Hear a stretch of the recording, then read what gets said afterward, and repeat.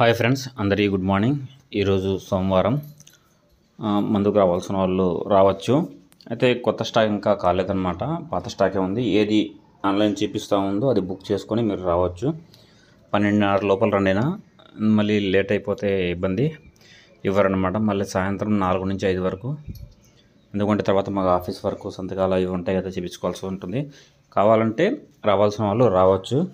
ఒక ఆర్డర్ కోడ్లో 12 బుక్ అవుతాయి. 12 బుక్ చేసుకొని ATM, bag, I card, shoe వేసుకొని రండినా.